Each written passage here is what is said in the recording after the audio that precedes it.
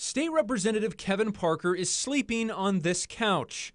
And it's not even his couch. My office was a temp building this year, and so my office has been taken down, so I can't sleep in my office. I have to sleep in someone else's office. You're not even sleeping in your own office. It's someone else's office.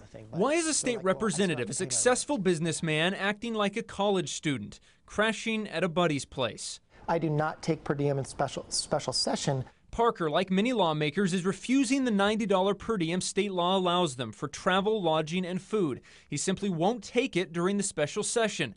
So when he's in Olympia, he sleeps where there's a spare couch. Basically, we're in overtime, and that costs the taxpayers a lot of money. The 105 days prescribed by law for the regular session, time to argue and pass bills, time to make cuts, and most importantly, time to pass a budget, have elapsed. And the legislature is still meeting. Per diem is a daily benefit that sitting legislators receive. It was originally designed for Eastern Washington legislators traveling all the way across the state. Let's break it down. How much are these legislators who failed to pass a budget on time, how much are they getting paid?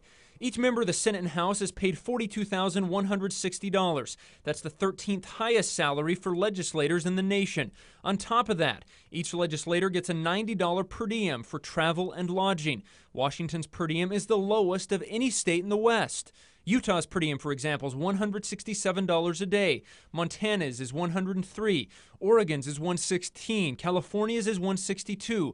Idaho is $122 for legislators living outside of Boise and $45 a day in Boise. Per diem is a daily benefit that sitting legislators receive. It was originally designed for Eastern Washington legislators traveling all the way across the state.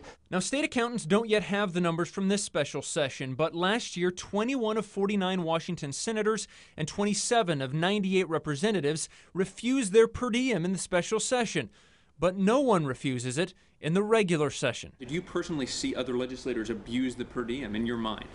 I don't know how they spend it, and I've not done a public records request to see which legislators, like if legislators live in the city of the Capitol and they take per diem, well, that would be interesting. Yes, it would be, and that's exactly what we did. Through a public records request, we found out, for example, that Olympia Representative Samuel Hunt took $5,130 per diem this legislative session. He lives about 4 miles from his office. That's money on top of his salary for lodging, food, and travel. Another Olympia rep, Chris Reichdahl, lives about 4 miles from his office. This year, he also took $5,130 in per diem. Representative Reichdahl's office declined to tell us what exactly he used that money for when he lives 5 minutes from work, only to say that he uses it for the purposes prescribed by law: lodging, travel, and food. We left several messages at Representative Hunt's office to ask why he took per diem when he lives 5 minutes from work. Those messages have not been returned.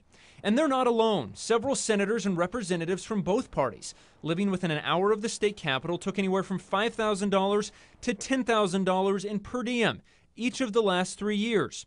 And we should point out that while Spokane State Rep Parker doesn't take the per diem during the special session, he did take $5,700 during the regular session.